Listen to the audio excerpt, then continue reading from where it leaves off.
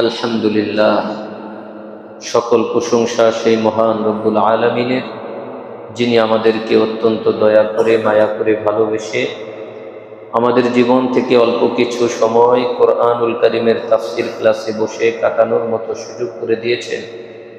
সেই মহান রবের দরবারে দিল থেকে কালিমাতুশ শুকর করি, আলহামদুলিল্লাহ। সম্মানিত ভাইয়েরা,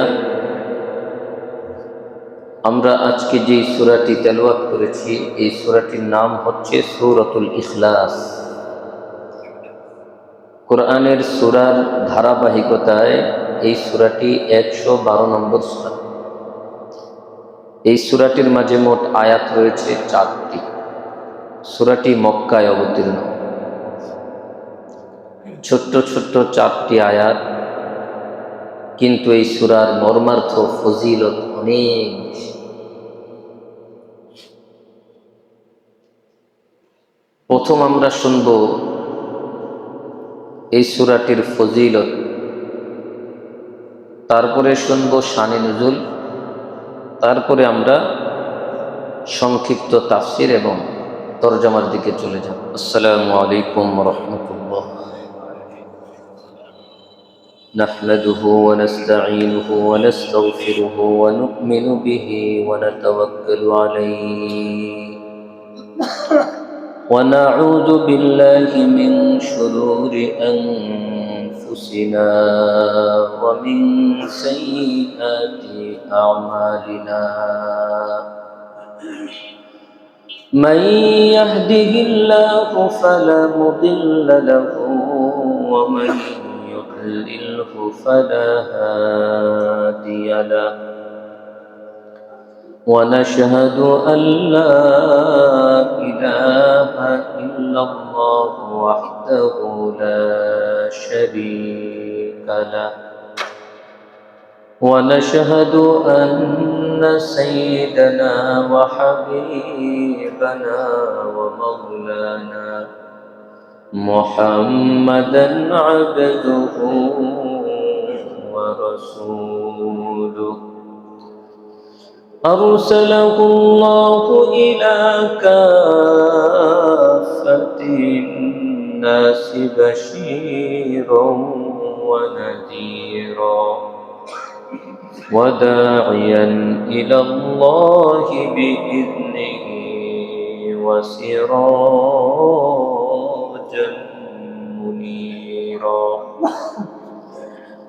أما بعد فقد قال الله تبارك وتعالى في كلامه المجيد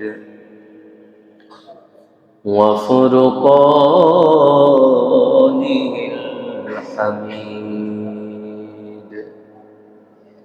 সবাই পড়ি আউযু বিল্লাহি মিনাশ শাইতানির রাজীম. বিসমিল্লাহির রাহমানির রাহিম. قل هو الله أحد الله الصمد لم يلد ولم يولد ولم يكن له كفوا أحد. صدق الله العظيم وصدق رسوله النبي الكريم. ونحن على ذلك من الشاهدين والشاكرين والحمد لله رب العالمين. محبة الشهيد درود إبراهيم. اللهم صل على محمد وعلى آل محمد كما صليت على إبراهيم وعلى آل إبراهيم إنك إنك حميد مجيد. اللهم بارك على محمد وعلى آل محمد كما باركت على إبراهيم وعلى آل إبراهيم إنك حميد مجيد. আলহামদুলিল্লাহ, সকল প্রশংসা সেই মহান রব্বুল আলামিনের, যিনি আমাদেরকে অত্যন্ত দয়া করে মায়া করে ভালোবেসে আমাদের জীবন থেকে অল্প কিছু সময় কোরআনুল কারীমের তাফসীর ক্লাসে বসে কাটানোর মতো সুযোগ করে দিয়েছেন। সেই মহান রবের দরবারে দিল থেকে কালিমাতুশ শুকর করি, আলহামদুলিল্লাহ। সম্মানিত ভাইরা, আমরা আজকে যে সূরাটি তেলাওয়াত করেছি, এই সূরাটির নাম হচ্ছে সূরাতুল ইখলাস। কোরআনের সূরার ধারাবাহিকতায় এই সূরাটি 112 নম্বর সূরা। এই সূরাটির মাঝে মোট আয়াত রয়েছে 4টি। সূরাটি মক্কায় অবতীর্ণ। ছোট্ট ছোট্ট 4টি আয়াত, কিন্তু এই সূরার মর্মার্থ ফজিলত অনেক বেশি। প্রথম আমরা শুনব এই সূরাটির ফজিলত, তারপরে শুনব শানে নুজুল, তারপরে আমরা সংক্ষিপ্ত তাফসীর এবং তরজমার দিকে চলে যাব। এই সূরাটির ফজিলত সম্পর্কে সহিহ বুখারীতেও হাদিস আসছে, সহিহ মুসলিমেও হাদিস আসছে। সহিহ মুসলিমের হাদিস 811 নম্বর হাদিস। হাদিসটির বর্ণনাকারী হযরত আবু দারদা রাদিয়াল্লাহু তাআলা আনহু। তিনি বলেন, একদা রাসূলুল্লাহ সাল্লাল্লাহু আলাইহি ওয়াসাল্লাম আমাদেরকে প্রশ্ন করলেন, আয়াজিজু আহাদুকুম আইয়াকরা ফি লাইলাতিন সুলুসাল কুরআন। নবীজি বললেন, তোমাদের কে কে পারবে প্রত্যেক রাত্রে কোরআনের 1/3 তেলাওয়াত করতে? অর্থাৎ কোরআন 30 পারা, প্রত্যেক রাত্রে 10 পারা করে তেলাওয়াত করতে কে কে পারবে? সাহাবায়ে কেরাম উত্তর দিলেন, ক্বালু ওয়া কাইফা ইয়াকরাউ সুলুসাল কুরআন। সাহাবায়ে কেরাম বললেন, 10 পারা তো অনেক বেশি, কিভাবে 10 পারা অর্থাৎ কোরআনের 1/3 তেলাওয়াত করবে এক ব্যক্তি রাত্রিবেলা? রাসূলুল্লাহ সাল্লাল্লাহু আলাইহি ওয়াসাল্লাম সাহাবায়ে কেরামের মনের আবেগটাও বুঝলেন, কষ্টটাও বুঝলেন। কারণ মনে চায় কিন্তু সাধ্যে নাই। সাহাবায়ে কেরাম তো কোরআন তেলাওয়াতের বড় প্রেমিক। কোরআন তেলাওয়াত শুরু করলে তাদের দুনিয়ার আর কিছু মনে থাকতো না। একজনের খুব খিদা লাগছে, সেও তেলাওয়াত শুরু করতো কোরআন। আরেকজনের পেরেশানি হচ্ছে, সেও কোরআন তেলাওয়াত শুরু করতো। আরেকজন মুসিবতে পড়ে গেছে, সেও কোরআন তেলাওয়াত শুরু করতো। কারণ সাহাবায়ে কেরাম কোরআন তেলাওয়াতের মধ্যে সবচাইতে বেশি শান্তি খুঁজে পাইতো। আবেগ আছে কিন্তু সাধ্যে নাই। যখন উত্তরটা দিলেন সাহাবায়ে কেরাম, নবীজি বুঝলেন সাহাবায়ে কেরামের উত্তরটার স্টাইল হইল ওয়া কাইফা ইয়াকরাউ সুলুসাল কুরআন, কিভাবে কোরআনের 1/3 তেলাওয়াত করবে, অর্থাৎ 10 পারা এক রাত। আল্লাহর নবী বললেন, ক্বালা রাসূলুল্লাহ সাল্লাল্লাহু আলাইহি ওয়াসাল্লাম, কুল হুয়াল্লাহু আহাদ তা'দিলু সুলুসাল কুরআন। আমার সাহাবীরা শোনো, কুল হুয়াল্লাহু আহাদ, এটা কোরআনের 1/3 মর্যাদা রাখে। তুমি যদি কুল হুয়াল্লাহু আহাদ একবার পাঠ করো, আল্লাহ তোমাকে কোরআনের 1/3 অর্থাৎ 10 পারা তেলাওয়াতের সওয়াব দান করবেন। দুইবার যদি পড়ো 20 পারা, তিনবার যদি পড়তে পারো, আল্লাহ তোমাকে পুরা 30 পারা তেলাওয়াতের সওয়াব দান করবে। সাহাবায়ে কেরাম খুব খুশি হয়ে গেলেন। আপনি আমি যেমন খুব খুশি হয়ে গেলাম, আল্লাহ কত সহজ করে দিছেন। যেই ব্যক্তি প্রত্যেক দিন রাত্রে যে 6 বার পড়বে 2 খতম কোরআনের সওয়াব, যে 9 বার পড়বে 3 খতম, যে 12 বার পড়বে 4 খতম। অর্থাৎ সংখ্যা যার যত বাড়বে সওয়াবও তার আমল নামায় যোগ হতে থাকে। আমার ভাইয়েরা, এটা হচ্ছে উম্মাহকে আমলে আগ্রহী করে তোলার জন্য একটা আল্লাহর পক্ষ থেকে অফার। কিন্তু আমরা কতই না হতভাগা, আল্লাহ এত সুযোগ দেওয়ার পরেও আমার তো পড়ার টাইম নাই। কারণ আমি ঘুমানোর আগেও আমার হাতে মোবাইল, ঘুমানোর সময়ও চোখ যতক্ষণ বন্ধ না হয়েছে ততক্ষণ পর্যন্ত মোবাইল হাতেই আছে অথবা টেলিভিশন। আল্লাহ বান্দার দিকে তাকায় বলে, রে বান্দা, এত সুযোগ দিলাম, এত সুযোগ দিলাম, কিন্তু সুযোগগুলোকে তুমি কি করলাম? আমি তো এত সুযোগ দিলাম, কিন্তু এই সুযোগের কি মূল্যায়ন তুমি করলাম? এই জন্য আমার ভাইয়েরা, যদি নাও পারি কমপক্ষে 3 বার সূরা ইখলাস না পড়ে আজকে থেকে ঘুমাবো না, ইনশাআল্লাহ। আল্লাহ তৌফিক দান করে। আমার ভাইয়েরা, বিশ্বনবী মুহাম্মদুর রাসূলুল্লাহ সাল্লাল্লাহু আলাইহি ওয়াসাল্লামের একজন সাহাবীর ঘটনা। এই হাদিসটি সহিহ বুখারীতে আসছে, 7375 নম্বর হাদিস। আম্মা জান আয়েশা রাদিয়াল্লাহু তাআলা আনহার সনদে হাদিসটি বর্ণিত, আন্নান নাবিয়্য সাল্লাল্লাহু আলাইহি ওয়াসাল্লাম বাআসা রাজুলান আলা সারিয়াতিন। নবী করিম সাল্লাল্লাহু আলাইহি ওয়াসাল্লাম একজন সাহাবীকে একটা আভিযানিক দলের সেনাপতি করে পাঠালেন। ওই আভিযানিক দলের নেতা সে। وكان يقرأ لأصحابه في صلاتهم فيختم بقل هو الله أحد। তৎকালীন সময়ে যে সেনাপতি সেই হচ্ছে ইমাম, আর এই সমাজে যে ইমাম সে হচ্ছে গোলাম। নাউজুবিল্লাহ। ইমাম সাহেব যদি বড়দের কথা না শুনে তখন চোখের উল্টানি আর রাঙ্গানি দেখে, চাকরি করেন,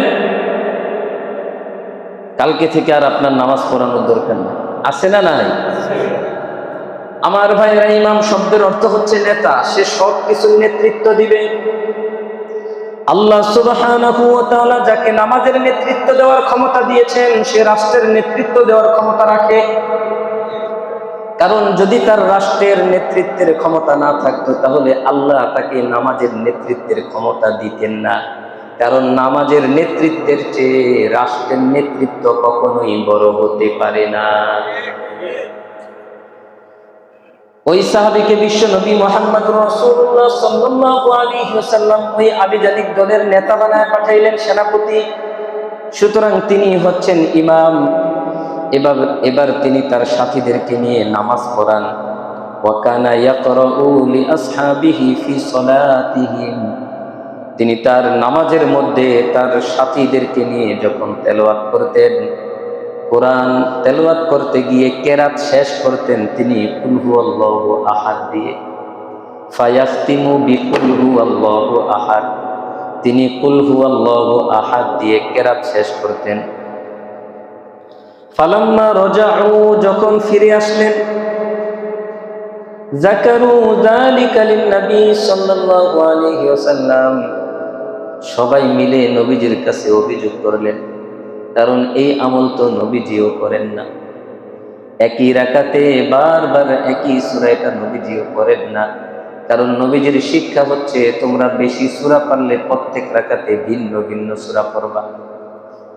তুমি যদি চাও এক রাকাতে একাধিক সূরা পড়ো, কিন্তু একই সূরা বারবার নয়।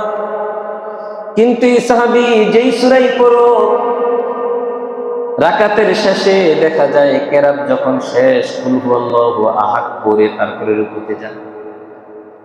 সাহাবায়ে কেরামের ভিতরে প্রশ্ন জাগলো, এই আমল তো নবীজিও করেন না, সে কেন করে? এই অভিযোগ যখন নবীজির কাছে করলেন, ফাকালা সালুহু লিআইয়ি শাইইন ইয়াসনাউ যালিক। নবীজির কাছে অভিযোগ আসার পরে ওই সাহাবীদেরকে বললেন, তোমরা তাকে গিয়ে জিজ্ঞাসা করো এই কাজ সে কেন করে, আমার আগে তার উদ্দেশ্যটা জানতে হবে। যখন সাহাবায়ে কেরাম ফাসাআলুহু, তাকে জিজ্ঞাসা করলেন এই কাজ তুমি কেন করলা? রাকাত যখন প্রত্যেক রাকাতে কেরাত করো, রুকুতে যাওয়ার আগে কুল হুয়াল্লাহু আহাদ পড়ে তারপরে যাও, এটা কেন করলা? ফাকালা লিআন্নাহা সিফাতুর রহমান।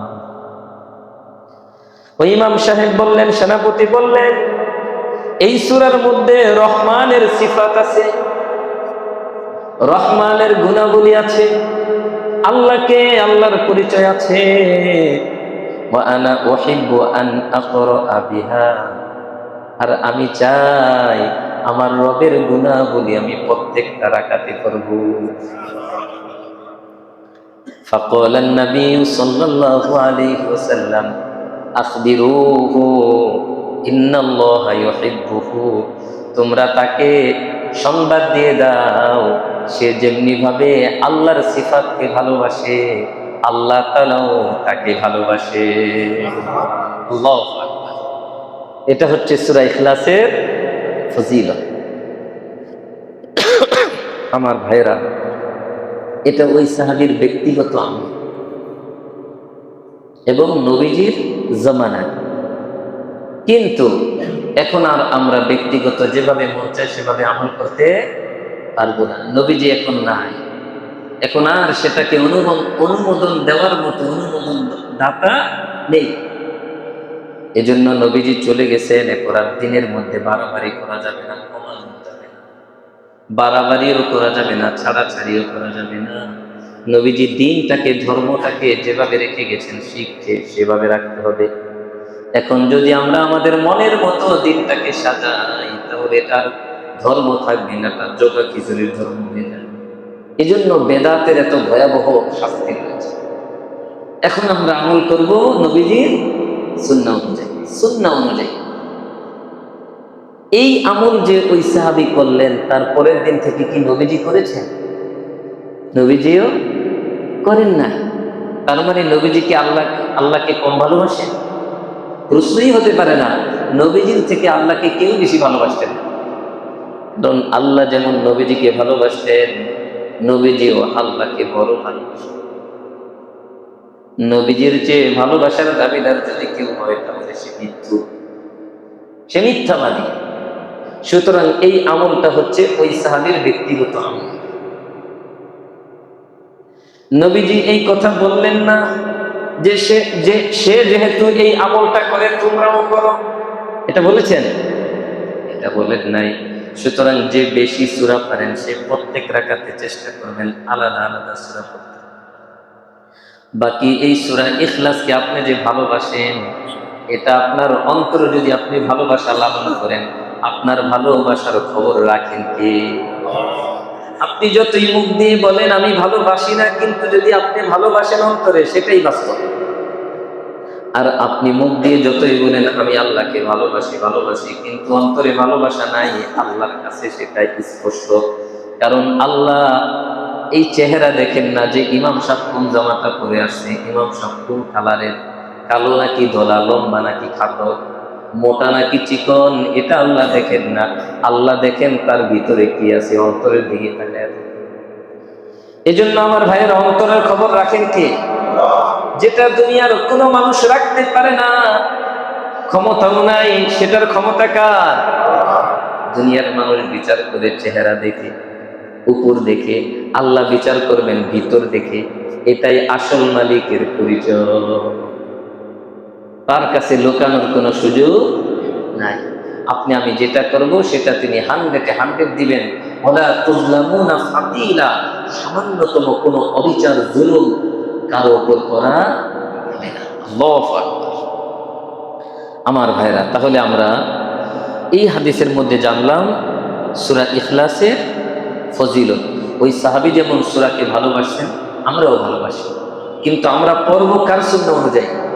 নবীজির সুন্নাহ অনুযায়ী। আমার ভাইয়েরা, এবার আসেন এই সূরার শানে নুজুল। আল্লাহ নবী যখন বললেন কুলু লা ইলাহা ইল্লাল্লাহ তুফলিহুন, তোমরা বলো আল্লাহ এক, তাহলে তোমরা সফল হয়ে যাবা। তোমরা বলো আল্লাহু খালিকু কুল্লি শাই, আল্লাহ সব কিছুর স্রষ্টা। তখন মক্কার মুশরিকরা বলল, মুহাম্মদ সাল্লাল্লাহু আলাইহি ওয়াসাল্লাম, আপনার আবির্ভাবের আগেও তো আমরা এই কথা বিশ্বাস করি যে আল্লাহই স্রষ্টা। কোরআনে আছে ওয়ালা ইন সাআলতাহুম মান খালাকাস সামাওয়াতি ওয়াল আরদা, সূরা মুমিনুনের মধ্যে আল্লাহ বলেন, আপনি যদি মক্কার মুশরিকদেরকে জিজ্ঞাসা করেন মান খালাকাস সামাওয়াতি ওয়াল আরদা, কে আসমান জমিন সৃষ্টি করলো, লা ইয়াকুলুন্নাল্লাহ, তারা অবশ্যই বলবে আল্লাহ সৃষ্টি করেছেন। তাহলে মক্কার মুশরিকরাও স্বীকার করত সব কিছুর স্রষ্টাকে। এজন্য তারা বলল, মুহাম্মদ সাল্লাল্লাহু আলাইহি সাল্লাম, তুমি কোন আল্লাহর কথা বলো? আমরা তো তোমার আবির্ভাবের আগেই আমরা এই বিশ্বাস করি আল্লাহই স্রষ্টা, সব কিছুর মালিক আল্লাহ, এটা তো আমরা আগে থেকেই বিশ্বাস করি। ইহুদিরা বলল, মুহাম্মদ তুমি কোন লা ইলাহা ইল্লাল্লাহর কথা বলো? তোমার আবির্ভাবের পূর্বেও তো আমরা এই বিশ্বাস করি আল্লাহই সব কিছুর স্রষ্টা। নাসারারা বলল, খ্রিস্টানরা বলল, মুহাম্মদ তুমি কোন লা ইলাহা ইল্লাল্লাহর কথা বলো? আমরা তো তোমার আবির্ভাবের পূর্বেই এর উপর ঈমান এনেছি। কিন্তু কথা হচ্ছে তাদের ঈমানের মধ্যে ভেজাল আছে। কারণ মুশরিকরা শুধু আল্লাহকে মানে না, আল্লাহর সাথে আরো 360টা মূর্তির পূজা করত, কিন্তু তারা এগুলোকে সহযোগী ভাবত। আল্লাহকে তারা একমাত্র সবচাইতে বড় রব হিসেবে মুশরিকরাও মানত, কিন্তু তার সাথে সহযোগী হিসেবে ওই 360টাকে রাখত। আমার ভাইয়েরা, আর ইহুদিরা আল্লাহকে মানত, কিন্তু আল্লাহর সাথে ইহুদিরা একটা শিরিক করত। সেটা হলো তারা বলতো উজাইর আলাইহিস সালাম আল্লাহর ছেলে। নাউজুবিল্লাহ। এটা আল্লাহ সূরা তাওবার 30 নম্বর আয়াতে আল্লাহ বলেন, ওয়াকালাতিল ইয়াহুদু উযাইরুন ইবনুল্লাহ, ইহুদিরা বলে উজাইর আল্লাহর ছেলে। নাউজুবিল্লাহ। আর খ্রিস্টানরা বলে ওয়াকালাতিন নাসারাল মাসীহ ইবনুল্লাহ। তোমরা খ্রিস্টানরা যারা বলো যে আল্লাহ এক, ঠিক আছে, কিন্তু তোমাদের কথার মধ্যে ভেজাল আছে। তোমরা ঈসা আলাইহিস সালামকে আল্লাহর পুত্র দাবি করো, নাউজুবিল্লাহ। আর মারিয়াম আলাইহাস সালামকে আল্লাহর স্ত্রী দাবি করো, নাউজুবিল্লাহ। তাহলে খ্রিস্টানরা কয় খোদা মানে? 3 খোদা। এই জন্য তৃত্ববাদ বলে তাদের। ইহুদিরা কয় খোদা? 2 খোদা। আর মুশরিকদের তো কোনো সংখ্যাই নাই, এক একজন এক এক সংখ্যা। আমার ভাইয়েরা, ইহুদিরা বলে উজাইর আলাইহিস সালাম আল্লাহর ছেলে, নাসারারা বলে ঈসা আলাইহিস সালাম আল্লাহর ছেলে। আল্লাহ এই সূরা তাওবার 30 নম্বর আয়াতে বলেন, যালিকা কাউলুহুম বিআফওয়াহিহিম, এটা তাদের মুখের কথা, এর কোনো বাস্তবতা না। তাহলে মুশরিকদের ঈমান খাঁটি নাকি ভেজাল আছে? ইহুদিদের ঈমানের মধ্যে ভেজাল আছে না নাই? খ্রিস্টানদের ঈমানের মধ্যে ভেজাল আছে না নাই? দলিল কোথায় আছে? কোরআনে আছে। লাকাদ কাফারাল্লাযীনা ক্বালু ইন্নাল্লাহা সালিসু সালাসা। সূরা মাঈদার 73 নম্বর আয়াতে আল্লাহ বলেন, খ্রিস্টানদেরকে আল্লাহ সরাসরি কাফের বলছেন। লাকাদ কাফারাল্লাযীনা ক্বালু, যারা কুফরি করেছে তারা বলে ইন্নাল্লাহা সালিসু সালাসা, আল্লাহ 3 জন। এক হচ্ছেন আল্লাহ, আর মারিয়াম আলাইহিস সালাম আর ঈসা আলাইহিস সালাম। এটা হলো খ্রিস্টানদের কথা। আল্লাহ বলতেছেন ওয়া মা মিন ইলাহিন ইল্লা ইলাহু ওয়াহিদ, কোন ইলাহ নেই, একমাত্র ইলাহ হচ্ছেন আল্লাহ। ওয়া ইল্লাম ইয়ানতাহু আম্মা ইয়াকুলুন, তারা যা বলতেছে এটা থেকে যদি তারা বিরত না থাকে, লা ইয়ামাসান্নাল্লাযীনা কাফারু মিনহুম আযাবুন আলীম, তাহলে এ ধরনের কাফেরদেরকে যন্ত্রণাদায়ক শাস্তি অচিরেই স্পর্শ করবে। লা ইয়ামাসান্না, স্পর্শ করবে, তার মানে তারা যন্ত্রণাদায়ক শাস্তির মধ্যে অচিরেই নিমজ্জিত হবে। আমার ভাইরা, তাহলে এবার এই সূরা ইখলাস নাজিলের কারণটা কি? কারণ হচ্ছে এই সূরার মধ্যে বলা হবে মুমিনের বিশ্বাস কি হবে। মুশরিকদের বিশ্বাসও শুনলেন, ইহুদিদের বিশ্বাসও শুনলেন, নাসারাদের বিশ্বাসও শুনলেন। এবার আমরা মুমিনদের বিশ্বাস কি হবে, আমাদের বিশ্বাস কি, এটা আল্লাহ বললেন কুল হুয়াল্লাহু আহাদ। প্রিয় হাবিব, মুশরিকরা বলে আল্লাহ যে স্রষ্টা এটা তো আমরা আগে থেকেই মানি, তুমি কোন আল্লাহর কথা বলো? ইহুদিরা বলে আল্লাহ যে স্রষ্টা এটা তো আমরা আগে থেকেই মানি, তুমি কোন আল্লাহর কথা বলো? খ্রিস্টানরা বলে আল্লাহ যে স্রষ্টা সবকিছুর মালিক এটা আমরা আগে থেকেই মানি, তুমি কোন আল্লাহর কথা বলো? কুল হুয়াল্লাহু আহাদ, আপনি বলেন আমি ওই আল্লাহর কথা বলি, তিনি এক। সুবহানাল্লাহ। প্রথম আয়াতে উত্তর চলে আসছে। কুল, আপনি বলেন। কুল মানে কি? আপনি বলেন। আর যদি বলেন কুল ছোট কাপ দিয়ে, তাহলে অর্থ হবে আপনি খেয়ে ফেলেন। আল্লাহ তিনি এক, এক আল্লাহকে আপনি খেয়ে ফেলেন। যদি বলেন কুল ছোট কাপ দিয়ে, এটা হচ্ছে বড় কফ কুল, কিন্তু পড়ার সময় এটা প্রয়োজন মনে রাখে, ঠিক না? এই জন্যই মাগরিবের সময় বলেছিলাম, ওই হাদিসটা শুনিয়েছিলাম, নবীজি বলেন এই উম্মতের সর্বপ্রথম যেই নিয়ামত আল্লাহ উঠায় নেবেন সেটা হচ্ছে নামাজের মনোযোগ। নামাজের মধ্যে মনোযোগ ধরে রাখা এটা আল্লাহর অনেক বড় নিয়ামত। এটা আছে কিনা বারবার যাচাই করবে। নামাজে দাঁড়ানোর আগে, নামাজে দাঁড়িয়ে মন বারবার শয়তান ছো মেরে নিয়ে যাওয়ার চেষ্টা করবে, কিন্তু আপনার ধরে আনতে হবে, নামাজের মধ্যে এটাকে স্থির রাখতে হবে। আল্লাহ তৌফিক দান করেন। কুল হুয়াল্লাহু আহাদ, আপনি বলেন আমার প্রিয় হাবিব, আপনি বলেন হুয়াল্লাহু আহাদ। হুয়া অর্থ তিনি, আল্লাহ আল্লাহ, আহাদ এক, আল্লাহ তিনি এক, আল্লাহ তিনি এক। এবার দ্বিতীয় নম্বর আয়াত, আল্লাহুস সামাদ, শুধু এক না, তিনি অমুখাপেক্ষী। এই কথা কেন বললেন? এই কথা বলার কারণ হচ্ছে মুশরিকরা যে মূর্তির পূজা করে সেগুলো অমুখাপেক্ষী নাকি মুখাপেক্ষী? কারণ মানুষ যদি এই মূর্তি না বানাইতো তাহলে তারা অস্তিত্বে আসতে পারত না। ইহুদিরা উজাইর আলাইহিস সালামকে আল্লাহর পুত্র মানে, উজাইর আলাইহিস সালামও মুখাপেক্ষী।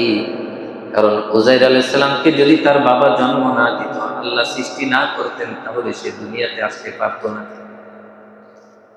খ্রিস্টানরা যে ঈসা আলাইহিস সালামকে আল্লাহর পুত্র মানে, ঈসা আলাইহিস সালামও মুখাপেক্ষী। ঈসা আলাইহিস সালামকে যদি আল্লাহ সৃষ্টি না করতেন, তার মা প্রসব না করতেন, তাহলে তিনি আসতে পারতেন না। মারিয়াম আলাইহাস সালামকে তারা বলে আল্লাহর স্ত্রী, নাউযুবিল্লাহ। মারিয়াম আলাইহাস সালামও মুখাপেক্ষী। আল্লাহ যদি মারিয়াম আলাইহাস সালামকে তার বাবার মাধ্যমে, তার মায়ের মাধ্যমে দুনিয়াতে আসার ব্যবস্থা না করতেন, তাহলে তিনি আসতে পারতেন। তাহলে বোঝা গেল মুশরিকদের মাবুদরাও মুখাপেক্ষী। ইহুদিদের কথা অনুযায়ী উজাইর আলাইহিস সালাম যদি আল্লাহর পুত্র হন, নাউযুবিল্লাহ, তিনিও মুখাপেক্ষী। নাসারাদের কথা অনুযায়ী মারিয়াম আলাইহাস সালাম মুখাপেক্ষী, ঈসা আলাইহিস সালাম মুখাপেক্ষী। কিন্তু আমাদের রব, আমাদের আল্লাহ এমন এক মালিক, তিনি কারো মুখাপেক্ষী নন।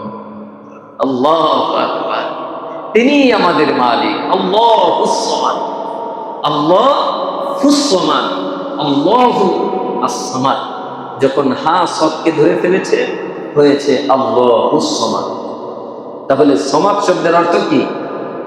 অমুখাপেক্ষী। এটার তাফসীর বুঝে গেলেন।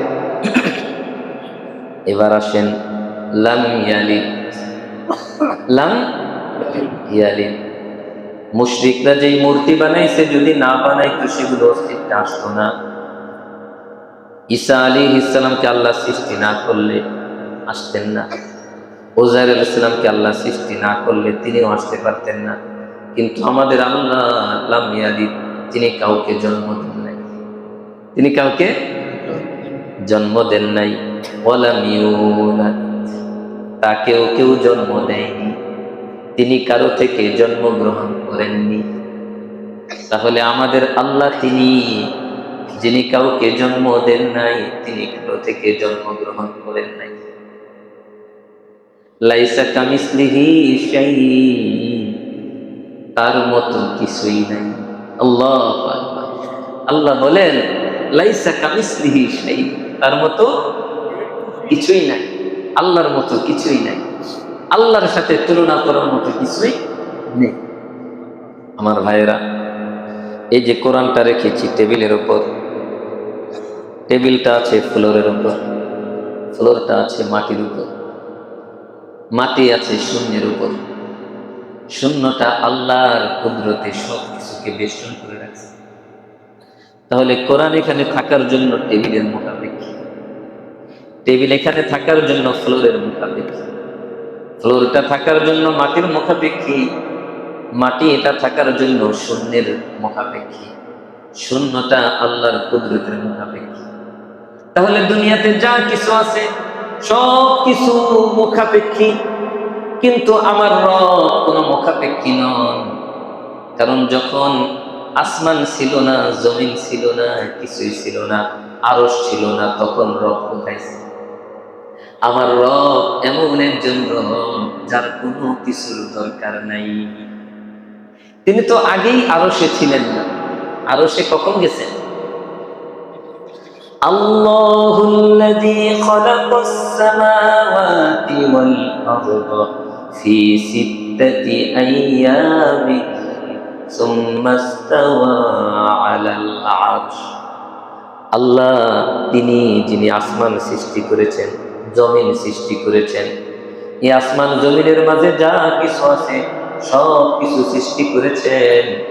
সব কিছু সৃষ্টি করার পর 6 দিনের মধ্যে তিনি সব কিছু সৃষ্টি করেছেন। ফি সিত্তাতি আইয়াম, 6 দিনে সব সৃষ্টি করেছেন।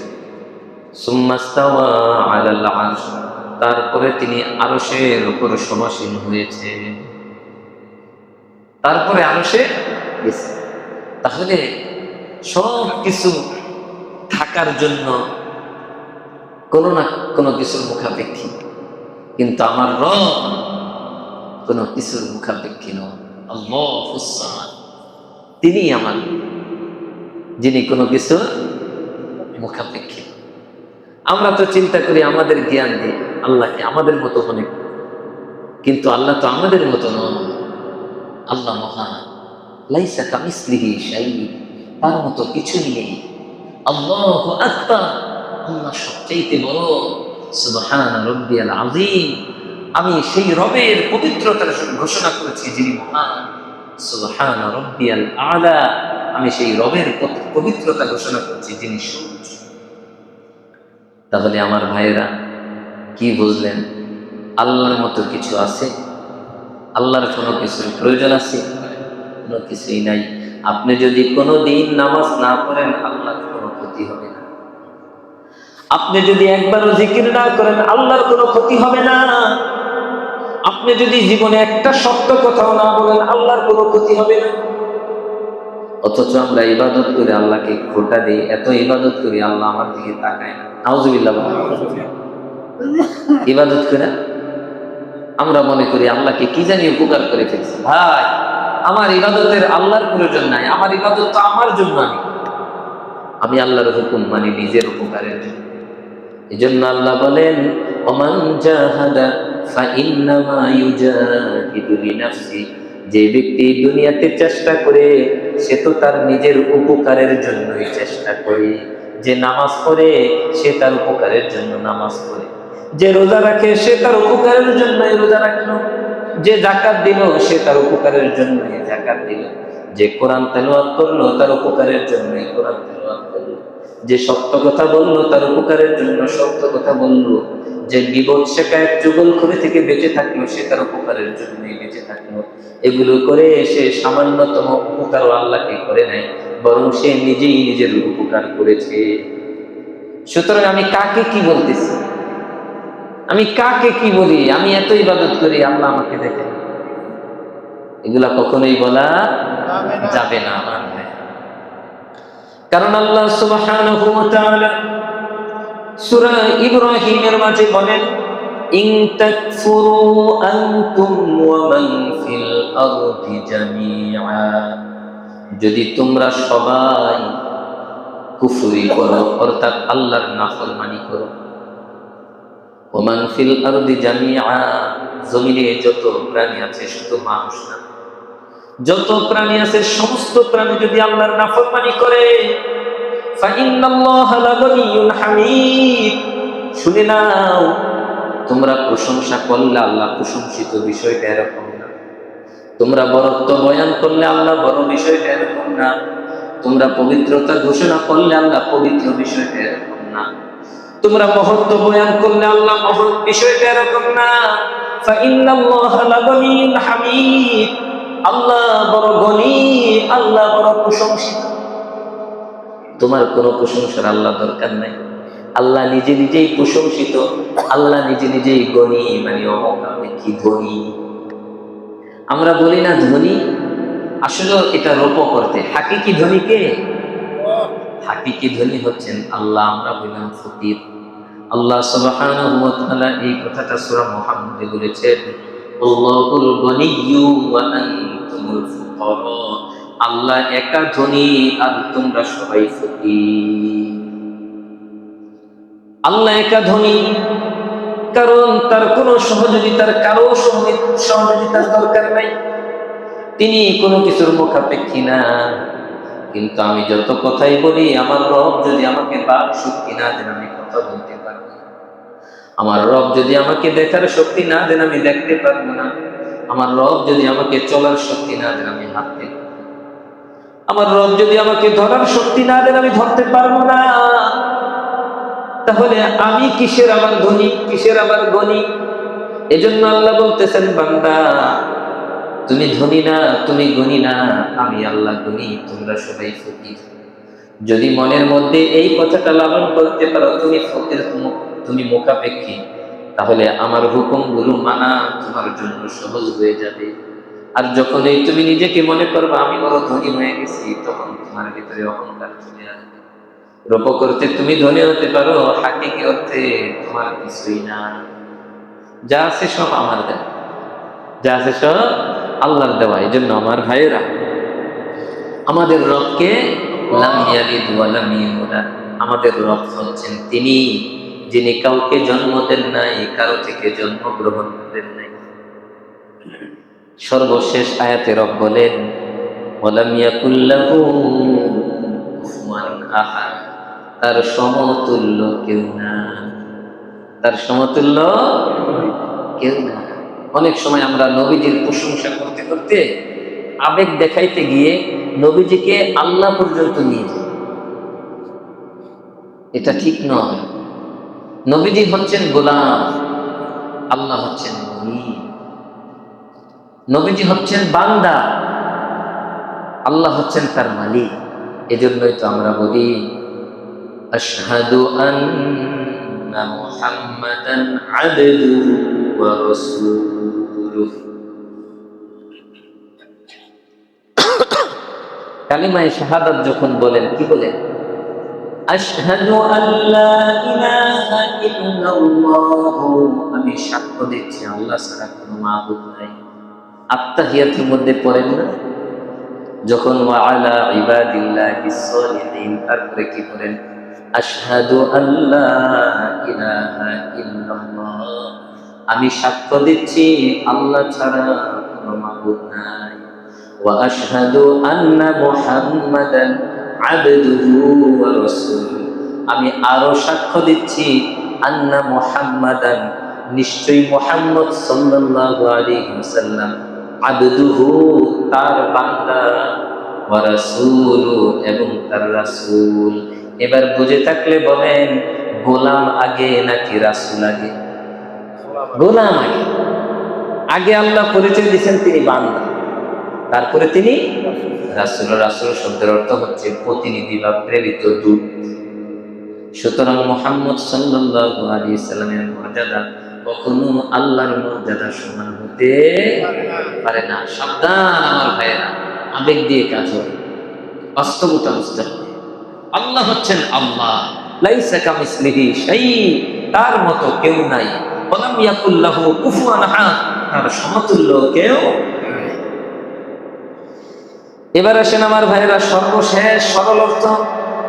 আল্লাহ বলতেছেন, কুল হুয়াল্লাহু আহাদ আল্লাহুস সামাদ লাম ইয়ালিদ ওয়া লাম ইউলাদ ওয়া লাম ইয়াকুল লাহু কুফুয়ান আহাদ। মুশরিকরাও আল্লাহ বলে, কিন্তু তারা শিরিক করে। অনেকগুলো সহযোগী আল্লাহর জন্য তারা নির্ধারণ করেছে, এই জন্য তারা মুশরিক। ইহুদিরাও আল্লাহকে মানে, কিন্তু তাদের সমস্যা কি? বলে উজাইর আলাইহিস সালামকে তারা আল্লাহ পুত্র দাবি করে। এটা কোরআনের আয়াত, এটা কোনো তাফসীর না, এটা সূরা তাওবার 30 নম্বর আয়াত। খ্রিস্টানরাও আল্লাহ মানে, কিন্তু তারা কি করে? ঈসা আলাইহিস সালামকে আল্লাহর পুত্র সাব্যস্ত করে এবং মারিয়াম আলাইহাস সালামকে আল্লাহর স্ত্রী সাব্যস্ত করে। নাউযুবিল্লাহ। আমরা কি বলি? আমরা বলি আল্লাহু আহাদ, আল্লাহ তিনি এক। কুল, এটার অর্থ হচ্ছে আপনি বলেন। তাহলে এটা বাদ দিলে আল্লাহু আহাদ, এখান থেকে আল্লাহর পরিচয় শুরু। আল্লাহু আহাদ, হুয়াল্লাহু আহাদ, হুয়াল্লাহু আহাদ।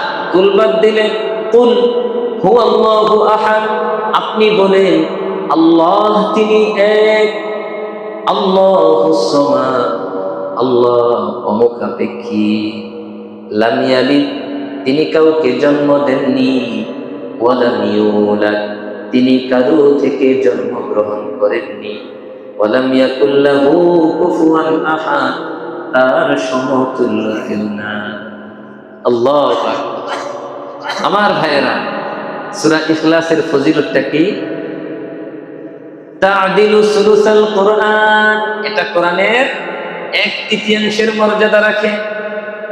তাহলে যদি কোনো ব্যক্তি 3 বার সূরা ইখলাস পড়ে, তাহলে আল্লাহ তাকে পুরা কোরআন তেলাওয়াতের সওয়াব দান করবে। কিন্তু আমার ভাইরা, এই ফজিলত পেয়ে সব সময় শুধু সূরা ইখলাস পড়লেই হবে না, পুরা কোরআন পড়তে হবে। মাঝে মাঝে অফার, কি বলেন? সুযোগ না থাকলে তখন অফারটা গ্রহণ করুন। আর যখন সুযোগ আছে, পুরা কোরআন পড়ব, অর্থটা পড়ার চেষ্টা করুন, বোঝার চেষ্টা করুন। না বুঝলে আপনার যাকে ভালো লাগে এমন একজন আলেমের কাছ থেকে বুঝবেন, গাইরে আলেমের কাছ থেকে। গাইরে আলেম, যে আলেম না, যত পণ্ডিত হোক, তার কাছ থেকে বুঝতে যাবেন না, তাহলে আপনি বিভ্রান্ত হবেন। আল্লাহর নবী বলেন, হযরত আব্দুল্লাহ ইবনে মাসউদ রাদিয়াল্লাহু তাআলা আনহু থেকে হাদিসটি বর্ণিত, নবী বলেন, উবদু আলিমান, তুমি আলেম হও, তুমি আলেম হও। যদি তুমি আলেম না হতে পারো, আও মুতাআল্লিমান, তাহলে তুমি ছাত্র হও। যদি তুমি ছাত্র হতে না পারো, আও মুহিব্বান, তুমি আলেমকে ভালোবাসো। এখন তোমার ছাত্রত্ব গ্রহণ করার টাইম নাই, সময় পাও না, আলেম বিদ্বেষী হইও না, আলেমকে ভালোবাসো। ভালোবাসতে পারতেছ, আও মুস্তামিআন, কমপক্ষে আলেমের কথাগুলো মনোযোগ দিয়ে শোনো। ওয়ালা তাকুনুল খামিস, পঞ্চম হইও না, পঞ্চমটায় পড়ো না, ফাতাহলিক, পঞ্চম কাতারে পড়ে গেলে তুমি ধ্বংস হয়ে যাবা। সুতরাং কোরআনের কোন আয়াত না বুঝলে কার কাছে যাবেন? আলেমের কাছে যাবেন, ছাত্রত্ব গ্রহণ করবেন। আপনি ছাত্র হয়ে গেলেন, ওই যে নবীজি বললেন উদ্দু আলিমান, আলিম হও, না পারলে মুতাআল্লিমান, ছাত্র হও, না পারলে মুহিব্বান, আলিমকে ভালোবাসো। যদি না পারো, এই যোগ্যতা না থাকে, মুসলামি আন, আলিমের কথাগুলো শোনো, একসময় এমনিতেই তোমার ভিতরে মহাব্বত তৈরি হবে। ওলা তাকুনিল খামিস, পঞ্চম নাম্বার হয়েও না, আলিম বিদ্বেষী হয়েও না, ফাতাহলিক ধ্বংস হয়ে যাবে। আমাদের সমাজে এখন মানুষ একটু পড়ালেখা করার পরে সে আলিম বিদ্বেষী হয়ে যায়। সে নিজে ব্যাখ্যা বিশ্লেষণ করা শুরু করে দেয়, আর বলে হুজুর কি বুঝে, হুজুরে 19 বছর 18 বছর 20 বছর লেখা পড়ে করে এসে তারপরে সে কোরআনের দোষ দিচ্ছে, আর সে বলে উনি কি বুঝে, ওই মাদ্রাসার চার দেওয়ালে। ভাই, আমি তো মাদ্রাসার চার দেওয়ালেই থাকবো, আমি কি পার্কে পার্কে ঘুরে বেড়াবো? আমি তো মাদ্রাসার চার দেওয়ালেই থাকবো। একজন আলেমকে মাদ্রাসার চার দেওয়ালেই থাকবে। সে কোরআনের পরিবেশে ছিল, কিন্তু দুঃখজনক হলেও সত্য, শয়তান এই কাজটা করে মানুষের নেকামল ধ্বংস করার জন্য। যখনই দেখবেন আপনারা আমার কথাটা মিলাবেন, সমাজের মধ্যে কিছু পণ্ডিত লোক আছে যারা কিছু পড়াশোনা করে, করার পরে একটা কাজ তারা সবচাইতে বেশি করে, সেটা হচ্ছে আলেমদের দোষ ধরে বেড়ায়। ওই রাস্তার মোড়ে মোড়ে মোড়ে মোড়ে দেখবেন ওই আলেমের বদনাম বলতেছে, ওই আলেমের বদনাম বলতেছে, অমুক অমুক আলেম, অমুক হুজুর এই কথা বলছে, অমুক হুজুর এই কথা বলছে। এক পর্যায়ে বলেই বসে, আরে ধর্ম ব্যবসায়ী, নাউজুবিল্লাহ বলে। আল্লাহর নবী বললেন কি, তুমি যদি পারো আলেম হও, যদি না পারো ছাত্র হও, যদি না পারো ভালোবাসো। তাও যদি যোগ্যতা না থাকে, তাদের কথা শোনো, আস্তে আস্তে তোমার ভিতরে ভালোবাসা তৈরি হবে। ওলা তাকুনিল খামিস, পঞ্চমটা হয় না, ফাতাহলিক ধ্বংস হয়ে যাবা। আর বর্তমান সময়ে আপনি দেখবেন পঞ্চম কাতারের মানুষ সবচেয়ে বেশি। আর এই পঞ্চম কাতারে কারা থাকে? যারা একটু পড়াশোনা করে, অথচ তাদের হওয়ার কথা ছিল বিনয়ী। ঠিক না ভাই? গাছে যখন ফল আসে তখন গাছের ডালাগুলো কি হয়? নিচে নেমে যায়। ফলদার গাছ যত বেশি ফল হবে তত নিচে নামবে। কিন্তু অহংকারীরা কি করে? ফল ধরলে আরো উপরে উঠে যায়, মানুষ যেন এই ফল আর চিনতে না পারে। এটা করা যাবে না। আলেমকে আলেম হতে হবে, না হতে পারলে সন্তানদেরকে আলেম বানানোর চেষ্টা করতে হবে। তাও যদি না পারি, আলেমদেরকে ভালোবাসতে হবে, আলেমদের কথা শুনতে হবে। পঞ্চম কাতারে পড়া যাবে না। আপনি যদি কোরআনের কোনো শব্দ না বোঝেন, আয়াত না বোঝেন, নিজে নিজে ব্যাখ্যা করবেন না, অথবা ওই চার দোকানে বসে কারো কাছ থেকে ব্যাখ্যা জিজ্ঞাসা করবেন না। রাস্তাঘাটে কোনো গাইরে আলেমের কাছে সেটার তাফসীর জানতে চাবেন না, আপনাকে বিভ্রান্ত করে ফেলবে। কারণ সে তো এটা তরজমা করছে, বাংলা ট্রান্সলেশন অথবা ইংলিশ ট্রান্সলেশন করছে। সে তো আরবির উপর তার ওই যোগ্যতা নাই যে একটা আরবির শব্দ, এই এক শব্দের কয়টা অর্থ হতে পারে। এখন এখানে কি মাজাজি অর্থ নাকি হাকিকি অর্থ? এখানে কোন অর্থটা, প্রকৃত অর্থটা আল্লাহ উদ্দেশ্য করছেন, নাকি এখান থেকে আল্লাহ রূপক অর্থ নিয়েছেন, নাকি এই শব্দ বলছেন একটা, অর্থ আরেকটা নিয়েছেন আল্লাহ? এরকম অনেক শব্দ আছে কোরআনে, শব্দ বলেছেন একটা আল্লাহ, কিন্তু উদ্দেশ্য আরেকটা। সেটা নবীজি হাদিসে বলে দিচ্ছেন। সুতরাং আপনার যদি ওই পরিমাণ হাদিসও আপনার এলেমে না থাকে, তাহলে তো আপনি সঠিকভাবে এটা করতে পারবেন না বিশ্লেষণ। আমার ভাইয়েরা, এই পড়াশোনা করতে গিয়ে যেন আবার দিন থেকে জোরে সরে না যায়, সবসময় বিনয়ী থাকার চেষ্টা করব। আল্লাহ তৌফিক দান করেন, আমিন। আল্লাহ নবী বলেন, আল্লাহ যাকে বিনয়ী দান করেছেন, আল্লাহ দুনিয়ার সব নিয়ামত তাকে দিছেন। আর যে ব্যক্তি সব পাইছে কিন্তু তার ভিতরে বিনয়ী নাই, অহংকারী ভাব, আল্লাহ তাকে সব কিছু থেকে বঞ্চিত করে দিয়েছেন। কারণ এই একটু অহংকারী তার সব কিছু ধ্বংসের জন্য যথেষ্ট। নাউজুবিল্লাহ। আল্লাহ আমাদেরকে হেফাজত করে, আমিন। দুরূদ।